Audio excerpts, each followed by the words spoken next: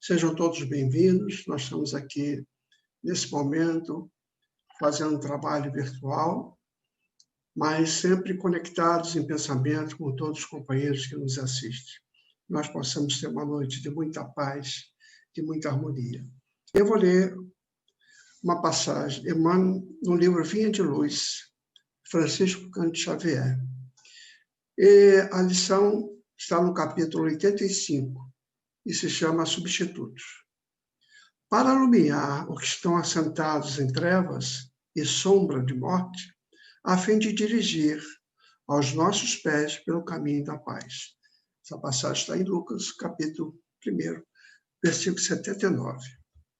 É razoável que o administrador distribua serviço e responda pela mordomia que lhe foi confiada.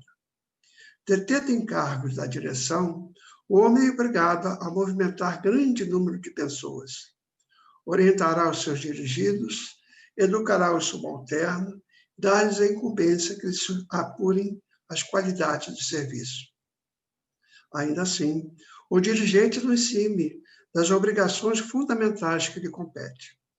Se houver alguém que poderia mobilizar milhões de substitutos para o testemunho na costa da terra, esse alguém foi Jesus. Dispunha o Senhor de legiões de emissários esclarecidos, mantinha incalculável reserva ao seu dispor. Poderia enviar ao mundo iluminados filósofos para renovar o entendimento das criaturas. Médicos sábios que curassem os cegos e loucos condutores fiéis dedicados a ensinar o caminho do bem. Em verdade, desde os primórdios da organização humana, mobiliza o Senhor a multidão de seus cooperadores diretos a nosso favor, mesmo porque suas mãos divinas enfeixam o poder administrativo da terra, mas urge reconhecer que no momento julgado essencial para o lançamento do reino de Deus entre nós, veio ele mesmo à nossa esfera de sombras e conflitos. Não enviou substituto ou representante, assumiu a responsabilidade de seus ensinamentos e sozinho suportou a incompreensão e a cruz. Inspiremos no Cristo e atendamos pessoalmente ao dever que a vida nos confere.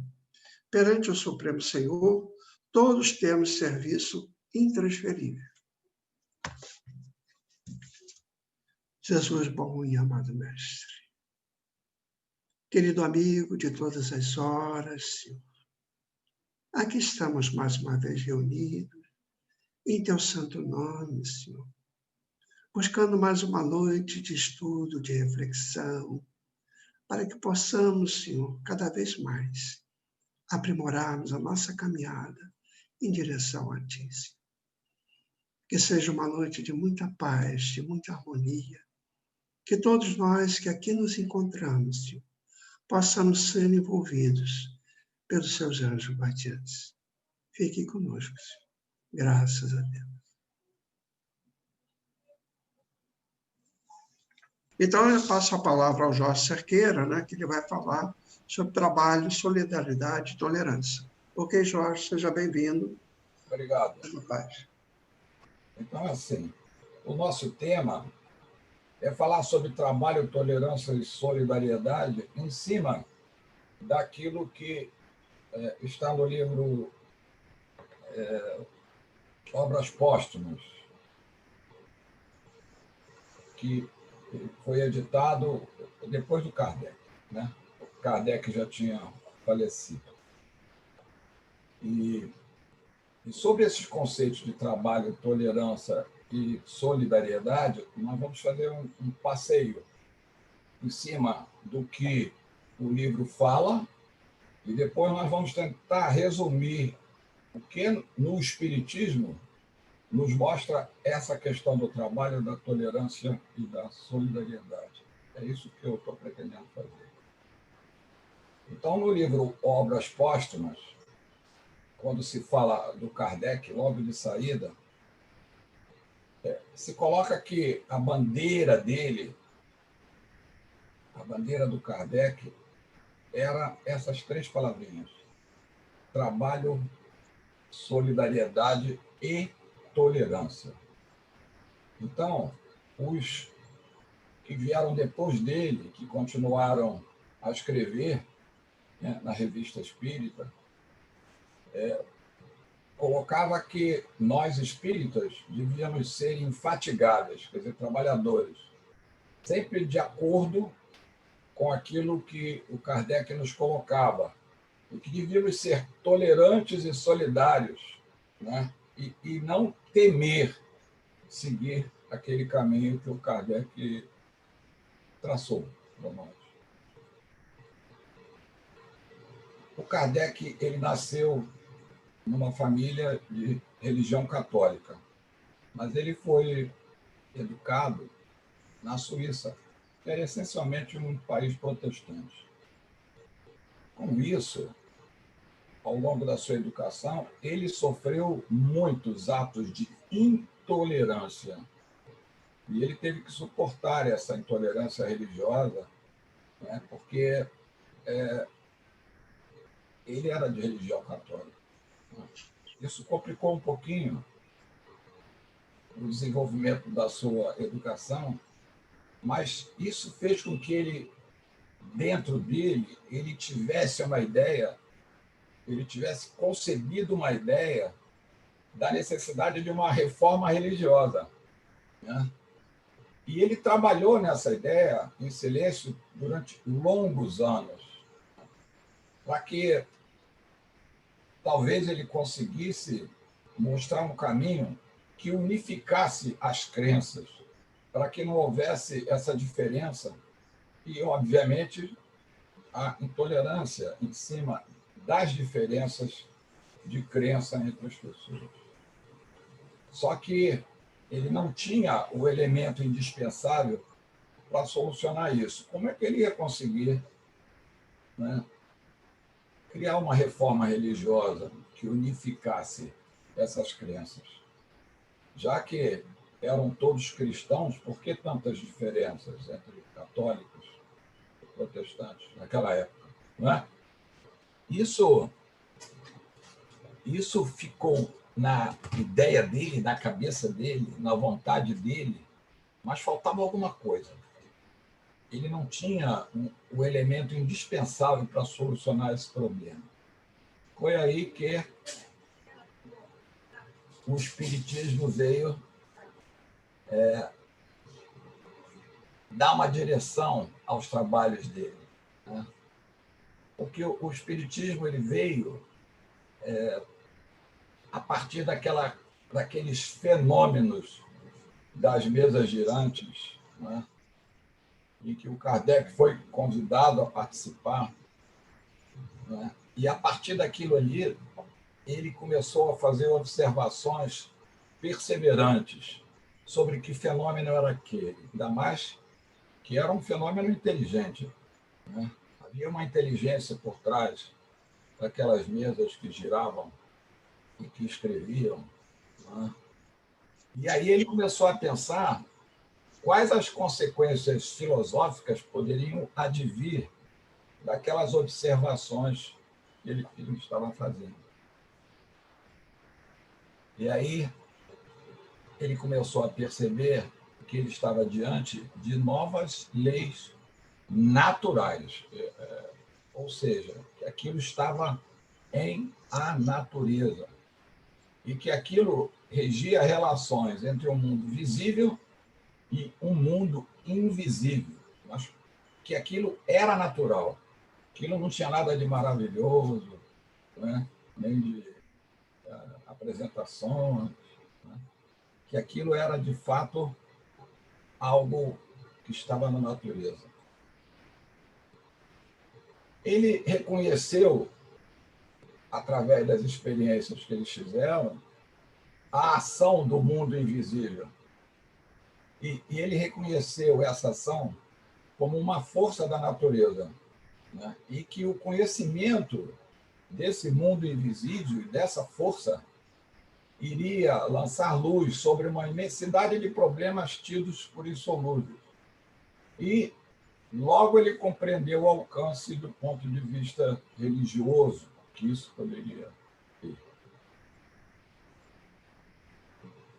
demonstrando que os fatos erroneamente eram qualificados como sobrenaturais, né?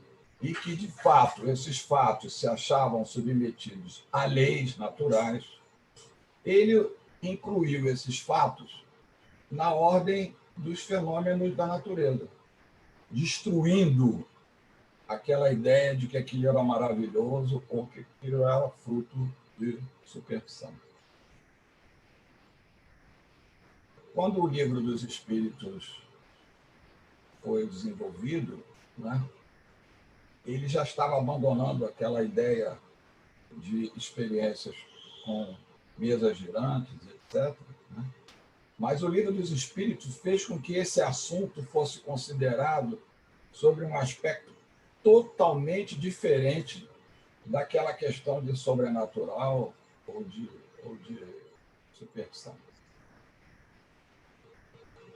Essas mesas girantes foram abandonadas porque elas tinham sido somente um início, talvez uma atração, para que se chamasse atenção para um fenômeno natural, e começou-se a atentar para uma doutrina. Essa é uma palavra que a gente vai trabalhar. Uma doutrina que pudesse abranger todas as questões de interesse da humanidade. E aí ele mergulhou nessa ideia. E o Livro dos Espíritos trouxe essa doutrina, por isso a gente chama isso de doutrina dos Espíritos. E no Livro dos Espíritos já não se tratava mais as coisas através de fenômenos tidos antes como sobrenaturais ou supersticiosos. O aparecimento do Livro dos Espíritos provocou um êxito sem precedentes. Não só pela simpatia que aquelas ideias despertavam, mas principalmente pela clareza como Kardec expunha aquelas ideias nos seus escritos. A clareza, as justificativas, o raciocínio lógico em cima dos conceitos que eram apresentados por Kardec atraíram a simpatia de muitas pessoas. E o Livro dos Espíritos, rapidinho, atingiu um êxito, um conhecimento. As provas materiais que o Espiritismo apresenta da existência da alma e da vida futura tendem a destruir as ideias materialistas e panteístas que existiam. E trouxe alguns princípios. E o princípio fundamental é o da pluralidade das existências, né? Já que essa ideia das diferentes existências, da reencarnação, né, já era trazida por filósofos antigos e filósofos modernos. O Kardec explicava aquilo com muita clareza e com muita lógica.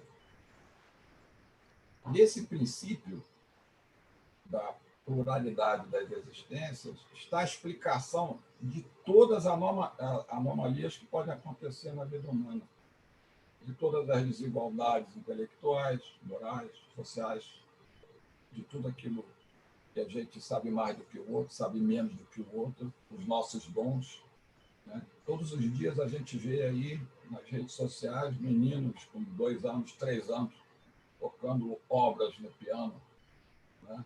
De Chopin, de Mozart e de outros mais. Como pode uma criança com 2 anos tocar piano daquele jeito? Né? Hoje a gente sabe que aquelas coisas vêm naquele espírito que está reencarnando e que já viveu muitas vezes. Então, o princípio da pluralidade das existências começa a explicar por que as nossas vicissitudes, por que nós somos vulneráveis, por que as coisas nos acontecem, por que as nossas provas, por que as nossas expiações. O outro princípio é que, ao invés de usar o fora da igreja não há salvação, porque essa fora da igreja não há salvação, ela é separatista. Ela gera a animosidade entre as diferentes seitas religiosas. A tal ponto, né, que eles se matavam entre si. Aí, a noite de São Bartolomeu, que nos conta, e muitos de nós que vivemos aqui nesse país chamado Brasil, viveu essa noite. E muitos espíritas viveram essa noite. Então, essa diferença de concepções de igreja era separatista. Aí o Espiritismo vem e diz, nada disso. Não é fora da igreja não há salvação. É fora da caridade que não há salvação. E nisso, os homens se igualam, porque a regra é uma só. Né? Está escrito na lei de Deus. Né? Amar o próximo como a si mesmo. Amar a Deus sobre todas as coisas. Né?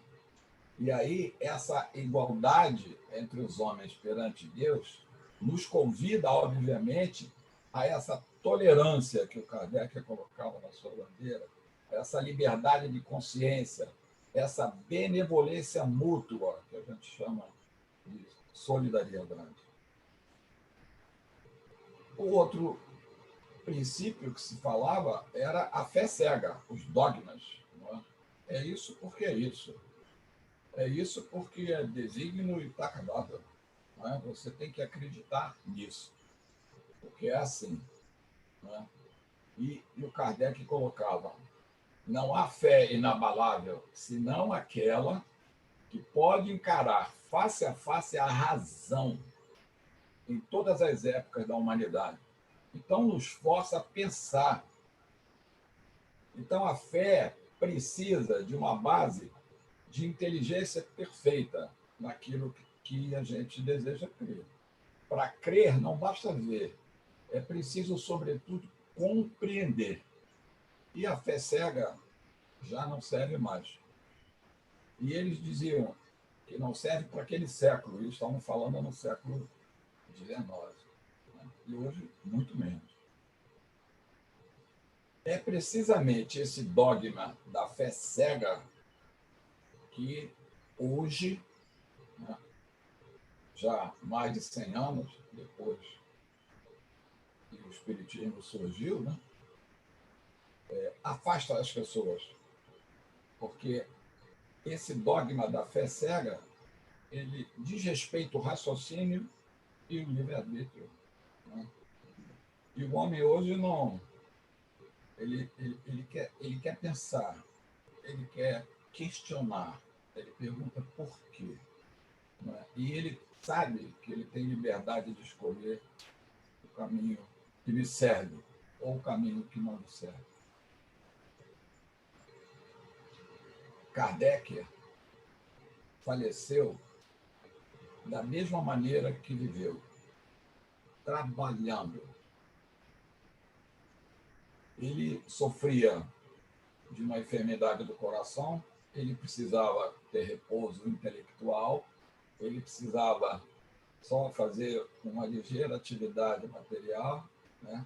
Mas ele era tão arraigado na necessidade de continuar a escrever sobre o espiritismo, porque, além das obras básicas, ele continuava. Tinham muitas coisas a serem colocadas. Né? E ele era preocupado com aquilo. E aí, o que aconteceu? Não se cuidou e ele faleceu. Então, em obras póstumas, está escrito assim, deu-se com ele o que se dá com todas as almas fortes, têmpera. A lâmina gastou a bainha. Então, quando ele coloca na bandeira dele a palavra trabalho, ele foi o exemplo do trabalho.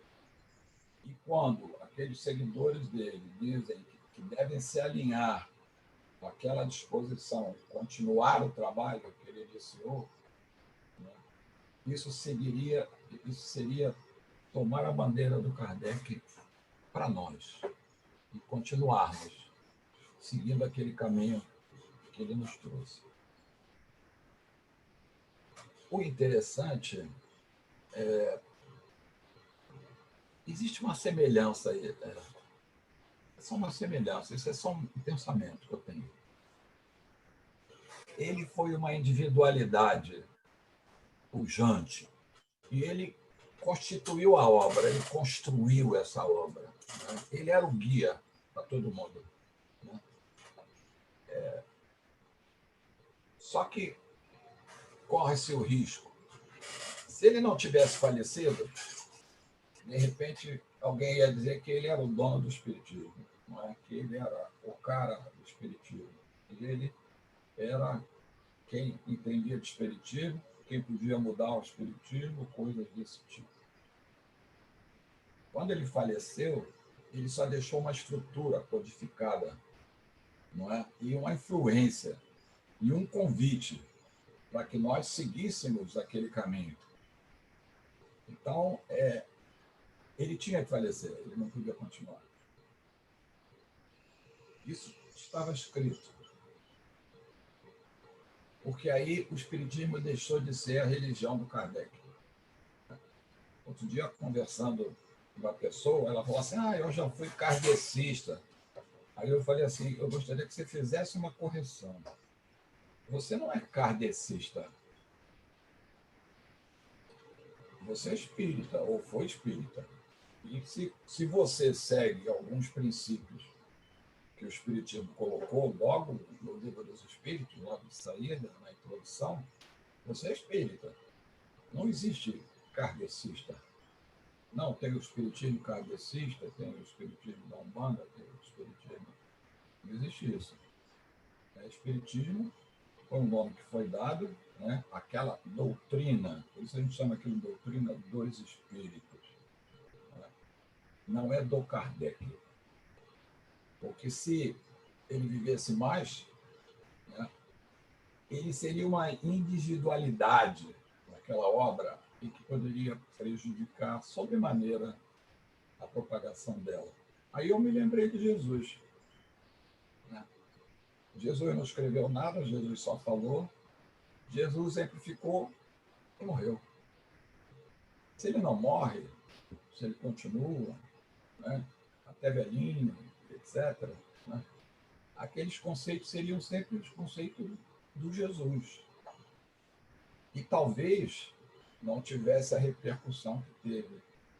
Então, ele teria que deixar a Terra, teria que ir para o plano espiritual. Né?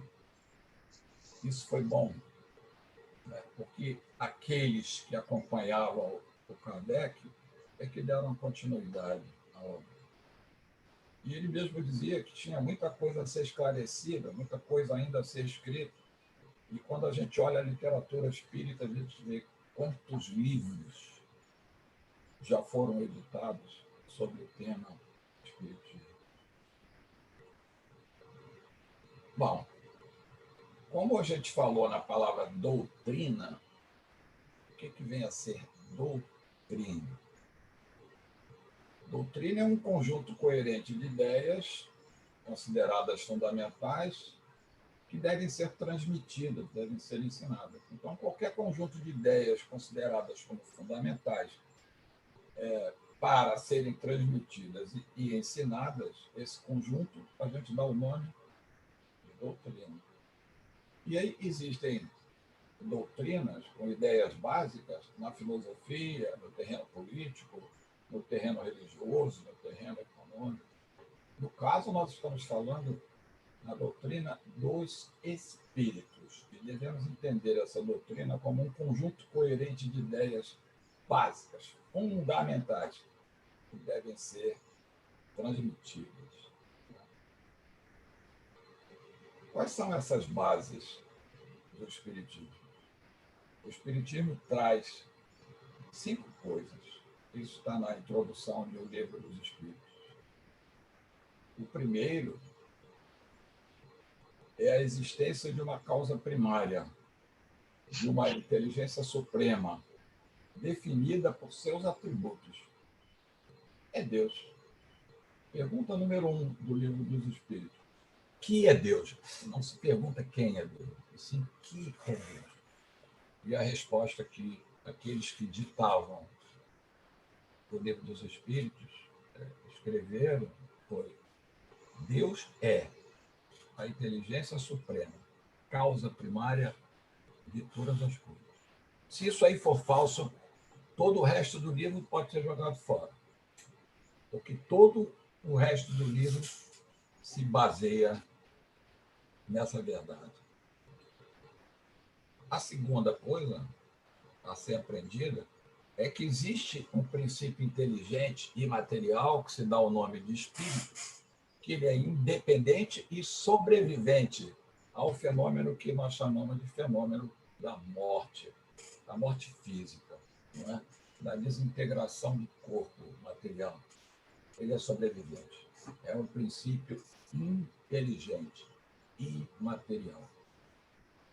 O terceiro princípio é que esse espírito está sujeito à lei da evolução e, portanto, ele está em progresso contínuo.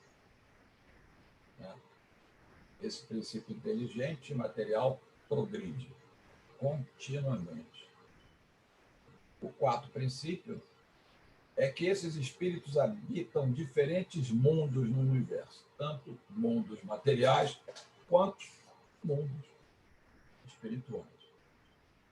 E o quinto princípio é que é possível a comunicação entre os vivos e os mortos por meio de uma faculdade denominada mediunidade. Foi aí que as mesas girantes que chamaram a atenção, né, atraíram os pesquisadores para que entendessem como é que podia uma mesa submetida a determinadas situações responder perguntas e traçar até determinadas mensagens de profundo conhecimento. Então, havia ali uma inteligência comandando aquelas mesas. Depois a coisa evoluiu para as cestinhas, depois para a escrita à mão, a psicografia, e o Livro dos Espíritos foi passível de ser gerado. A gente diz assim: se nós acreditarmos nesses 5 princípios, nós somos espíritos. Nós não somos kardecistas, nós somos espíritas. O que o Kardec fez foi nos dar uma bandeira e codificar todas as informações que ele recebeu dos espíritos. Então, a gente pode tentar traduzir aqueles 5 princípios assim, ó.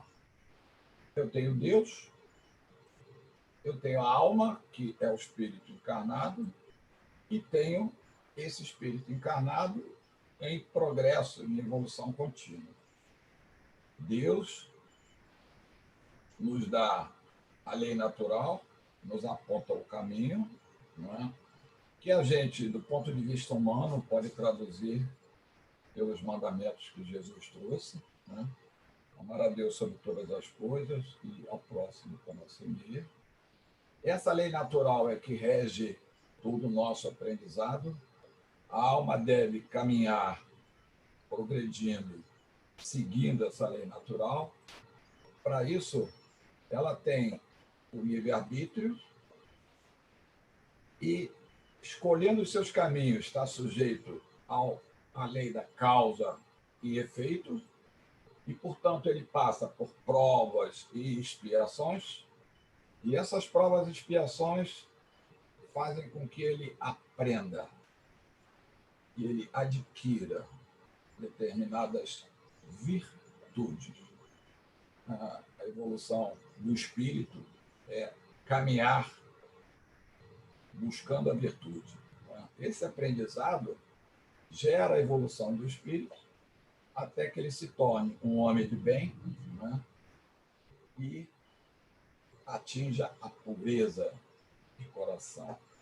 Então, quando a gente fala nesse homem de bem e a gente olha as coisas que o Kardec colocou na sua bandeira, trabalho, tolerância e solidariedade, isso aí pode ser o resumo do que seria um homem de bem. Bom, a outra questão que se fala muito sobre a doutrina espírita ou doutrina dos espíritos é se ela é uma ciência, uma filosofia ou uma religião. O que o Kardec queria? Se ele sempre se preocupou em gerar uma reforma religiosa que pudesse unificar todas as concepções que existiam na época, né? Será que ele queria montar uma religião? Será que ele queria colocar princípios filosóficos? Ou será que ele queria demonstrar princípios científicos? O que, na realidade, a doutrina espírita é? Bom, se a gente pensar no que é o conhecimento científico, o conhecimento científico vem sempre a partir de uma investigação metódica e sistemática. Eu preciso ter um método. Eu fico investigando um fenômeno, né?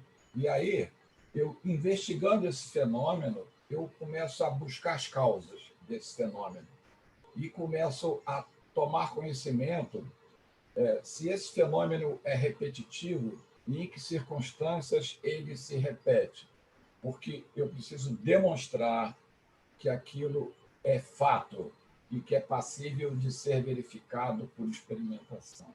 Isso é o conhecimento científico, né? Então, o conhecimento científico traz leis gerais que são universalmente válidas e que regem todos os casos da mesma espécie de fatos ou de fenômenos. Mas aí, quando a gente fala em espiritismo, e quando a gente vê a mediunidade, e quando a gente vê que o agente que gera o fenômeno espírita é variável, não é? As condições, os fatos não são sempre os mesmos. Então, Kardec dizia que o espiritismo tem um caráter científico, mas ele não é do terreno da ciência humana, né? Porque o fato, o fenômeno, não é criado sempre nas mesmas condições. Uma vez que o princípio inteligente que gera esse fato, através da mediunidade, varia de um para o outro. Então, a gente pode dizer que uma ciência é um conhecimento racional, sistemático, exato e verificável da realidade, né? Só que o objeto da ciência é o universo material, físico, perceptível pelos órgãos do sentido ou por instrumentos. Nós não temos um instrumento que consiga captar, por exemplo, se junto de mim tem um espírito. Eu tenho certeza que tem. Mas eu não tenho um instrumento, né? Se eu não tiver a mediunidade da visão, né? A visão mediúnica, eu não consigo perceber. Eu consigo perceber pela intuição, eu consigo perceber pela fluidez das palavras, eu consigo perceber de outra forma. Mas os meus sentidos, da visão, do tato, eu não consigo ver. E não existe um instrumento capaz de medir essa energia, porque é uma energia. O espírito, ele tem uma energia, né? Eu não tenho um instrumento para medir essa energia tão sutil. Pode ser que um dia a gente tenha. Então, como eu não tenho um instrumento para medir, as pessoas dizem que isso tudo é conversa, que o espírito não existe. Então, essa história de maravilhoso e sobrenatural, o Kardec provou que não é nada disso, né? Que a existência dos espíritos não é um sistema pré-concebido ou uma hipótese imaginada para explicar fatos. Que a existência dos espíritos é comprovada pelas observações e a consequência natural da existência da alma. A alma é o espírito encarnado. Não tem nada de maravilhoso nem de sobrenatural. Os materialistas, por outro lado, negam tudo que não seja material. E isso não deixa de ser uma visão curta, uma paralisia de modelo ou de paradigma. Né? Bem, e a filosofia? A ciência eu já sei o que é. Então a gente chegou à conclusão que o espiritismo ele traz um aspecto científico e filosófico. Né? O que é uma filosofia? O tema central da filosofia é o homem e a relação com o universo. Se a gente pegar o livro dos Espíritos, o que ele mais coloca é o homem e a relação dele com o mundo. Né? E toda filosofia ela é aceita porque a ciência não é suficiente para explicar todas as coisas. Então, o homem tenta explicar as coisas por meio da filosofia. Isso significa que a filosofia ultrapassa os limites da ciência, uma vez que a ciência ela é limitada e ela é mutável. Tá? Ela muda. A ciência progride a cada dia. Uma das provas que a ciência progride é a própria tecnologia que vem a partir dela, que nós estamos usando agora, né? E que eu apanhei aqui a dessa para poder botar essa palestra no ar. Eu preciso me preparar mais diante da mudança da tecnologia que acompanha a ciência. Né? Mediante uma filosofia, o homem estabelece uma concepção geral do mundo. É isso que ele faz. Né? E essa filosofia é sempre traduzida por ideologias. E essas ideologias influenciam a vida concreta do homem, orientando ele na sua realidade prática. Então, a pergunta: o Espiritismo é uma filosofia?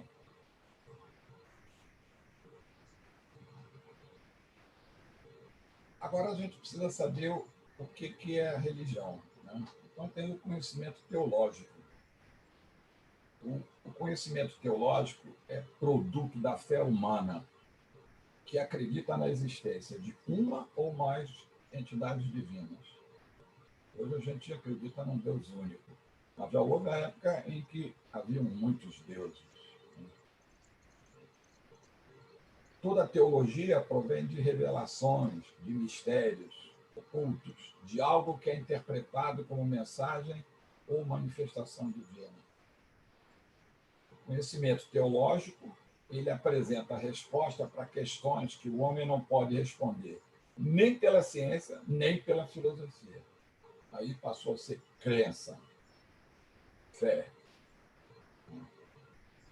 As revelações divinas são aceitas como expressões da verdade, ou seja, as revelações são aceitas, elas não são comprovadas. É isso?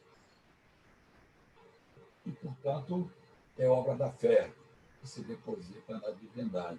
Não é? Quando a gente fala em religião, né, o conceito de religião é sempre a manifestação de uma crença. Crença numa força transcendente por meio de uma doutrina ou de um conjunto de práticas e rituais próprios. Certo? É o ato de religação com o Criador.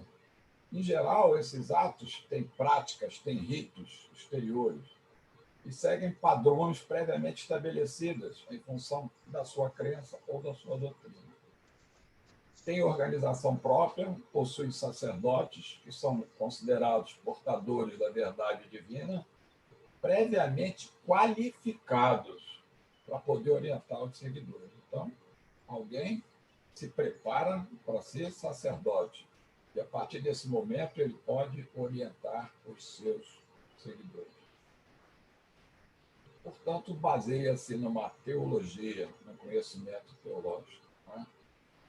Em geral, as religiões trazem como objetivo, salvo raras exceções, a evolução moral do homem, né? Baseada em valores e virtudes que são aceitos no seu corpo de doutrina. Né? Aí pergunta-se, o Espiritismo é uma religião? Qual era a visão de Kardec? Não foi a intenção de Kardec fundar uma religião. O objetivo era o estudo de todos os fenômenos relativos às manifestações espíritas e como é que eles podiam ser aplicados às ciências morais, físicas, históricas, psicológicas e aí por diante. Na visão de Kardec, o espiritismo é uma doutrina científica e filosófica, com consequências morais, devido ao seu alcance psicológico, que tende a modificar a visão do mundo das pessoas que o adotam. Essa era a visão do Kardec. Né? E aí se discute, o espiritismo é uma religião? Qual é a sua religião? Aí você diz, eu sou espírita. E existe uma historinha que talvez poucos conheçam, mas no final do século XIX havia o Código Penal, né? Ele punia todas as atividades de piromancia, né? E dentre dessas atividades, eles colocaram lá espíritas, né? Só que é um espírita com um ezinho minúsculo. Tudo que fosse assim sobrenatural, etc., era proibido pelo Código Penal.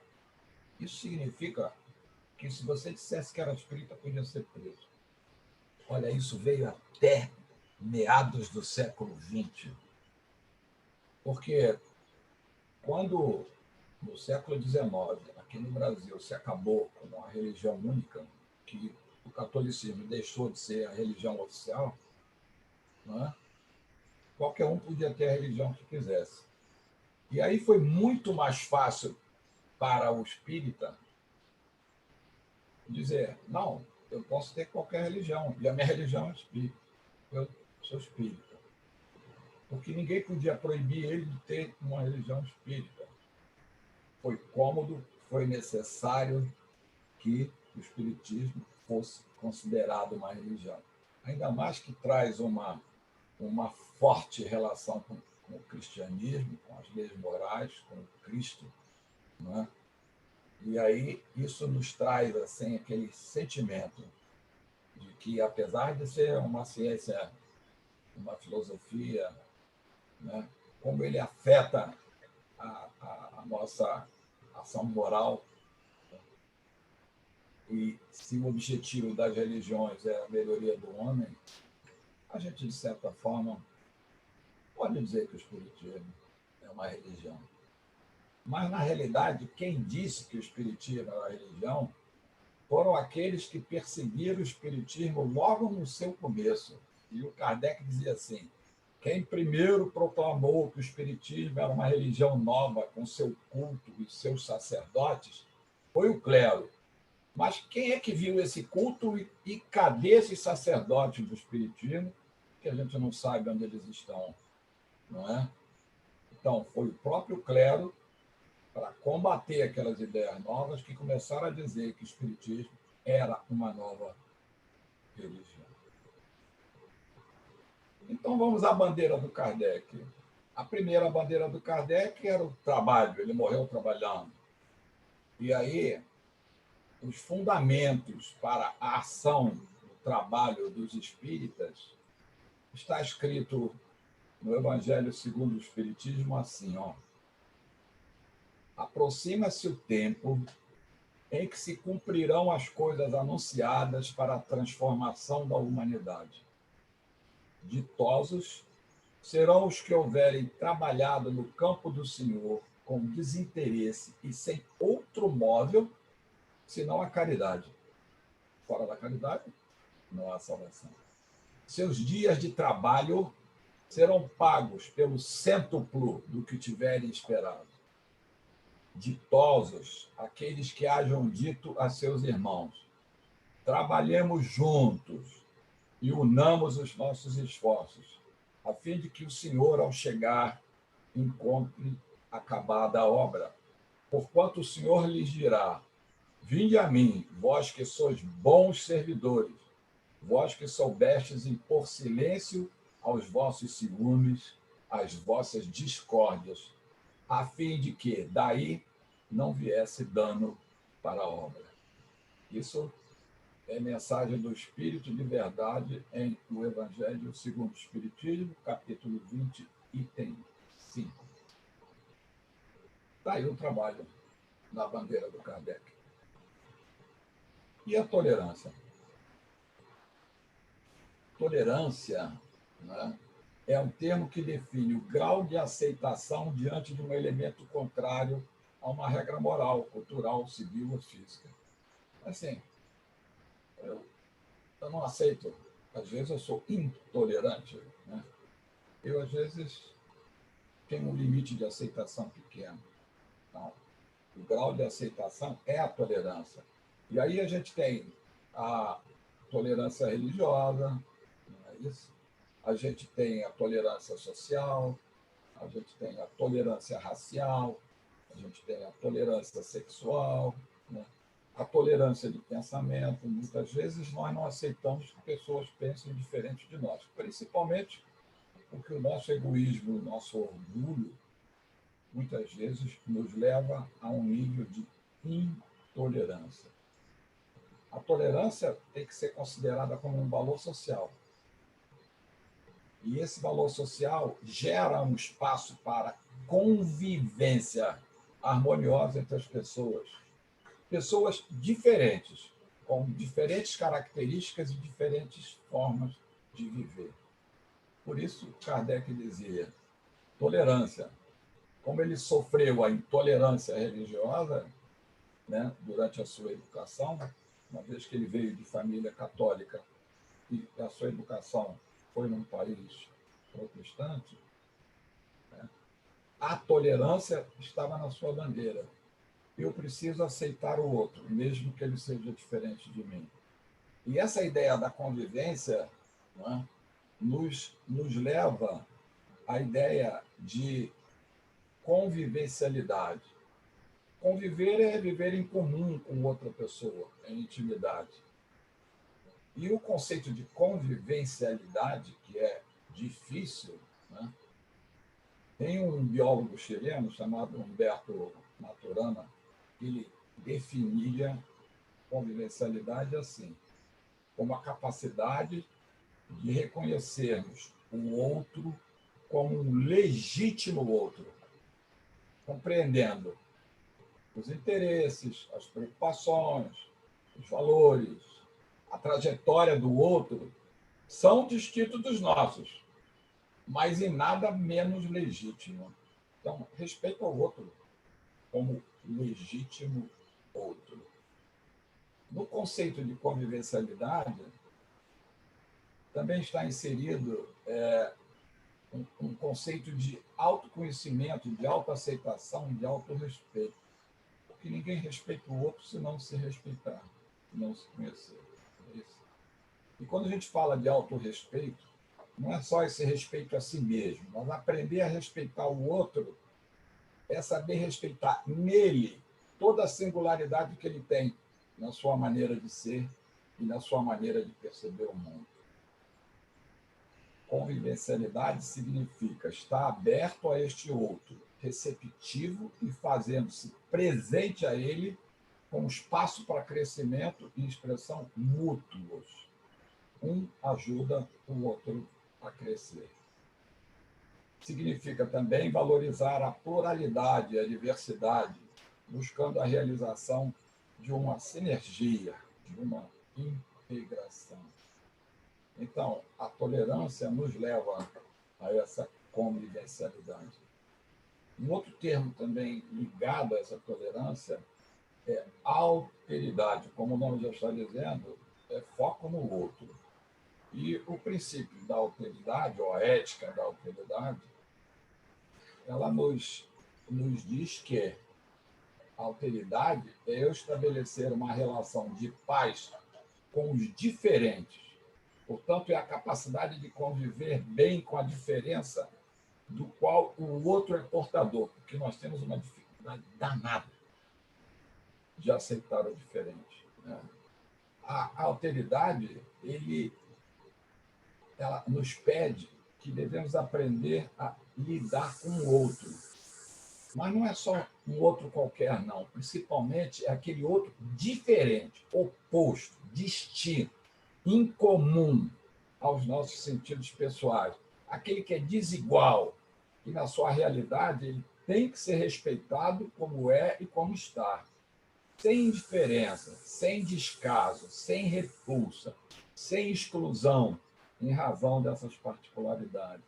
Aí está a tolerância que o Kardec colocou na sua bandeira. Então, conviver com os contrários e aprender a amá-los na sua diversidade constitui um desafio ético aos grupamentos espiritistas no campo da alteridade. Mesmo porque o mastro da revelação cristã preconiza a fraternidade como postura de base para as relações pacíficas e as relações que mantêm o idealismo superior em direção às clareiras de necessidade do homem do terceiro milênio. Falamos aí de um mundo de regeneração, devemos aprender os princípios da alteridade. Esses conceitos vocês vão encontrar no livro de Vanderlei Soares de Oliveira, da editora Inédito, né? Chamado Laços de Afeto, e é psicografado a partir do espírito de Hermásio de Foucault. E a bandeira de Kardec? Então, a bandeira de Kardec nos convida, além do trabalho e da tolerância, a solidariedade. O que é solidariedade?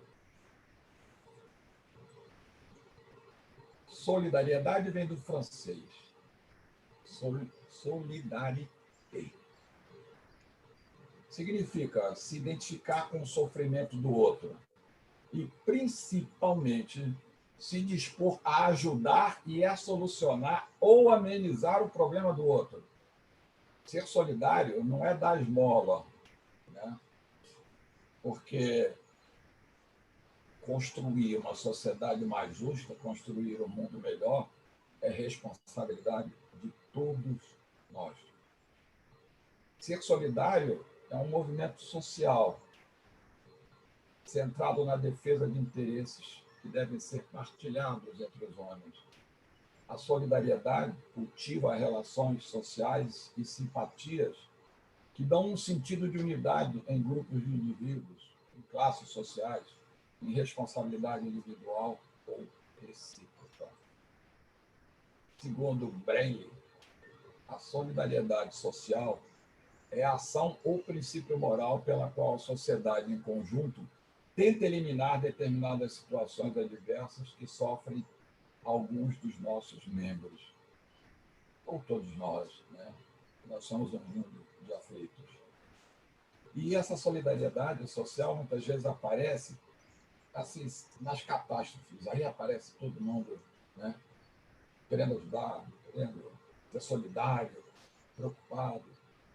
Mas no dia a dia, muitas vezes, a gente esquece de praticar essa solidariedade que está intimamente ligada àquela convivencialidade que nós falamos, aquele respeito ao outro, aquela tolerância que foi colocada na bandeira do Kardec. Bem, se nós pudéssemos traduzir a bandeira do Kardec como Cristo viu, ou como ele nos ensinou, ele, através do Evangelho de João, nos colocou assim. Trabalho, tolerância e solidariedade? Sim. Mas João, capítulo 13, versículo 34 e 35, está escrito: Nisto todos saberão que sois meus discípulos, se vos amardes uns aos outros, como eu vos amei. Então, essa é, de fato, a bandeira do Kardec. Trabalho, tolerância e solidariedade estão inseridos nesse amor ao outro, amor ao próximo, amor ao diferente, respeito ao diferente, né? Respeita o outro como legítimo. A última mensagem que eu deixo para vocês é que a paz de Jesus esteja em nossos corações e obrigado pela oportunidade. Que assim seja. Muito bom, Jorge, muito obrigado por essas reflexões, né? Principalmente nesse momento que nós vivenciamos hoje, né? Momento que, embora estejamos muitos reclusos, mas que nós temos visto aí bastante trabalho, né? Até mesmo trabalho virtual, e precisamos dessa solidariedade, essa tolerância, né? Nesse momento que estamos. Muito grato a você e gostaria de dizer que nós vamos encerrar nosso trabalho com uma prece, agradecendo a todos pela oportunidade e pedimos desculpas até por esse pequeno atraso que nós tivemos, porque também nós estamos num processo de aprendizado, né, com toda essa nova tecnologia, não é verdade? Então vamos fazer a nossa prece, agradecendo ao Pai, a Jesus, a todos os amigos espirituais que certamente estão conosco, pela oportunidade de estarmos aqui nesse momento, por tudo que nós aprendemos, nós conseguimos refletir para a nossa caminhada. Agradecemos ao nosso companheiro Jorge, que ele possa ser sempre amparado, intuído, dirigido na sua caminhada. Muito boa noite a todos, muita paz a todos. Graças a Deus.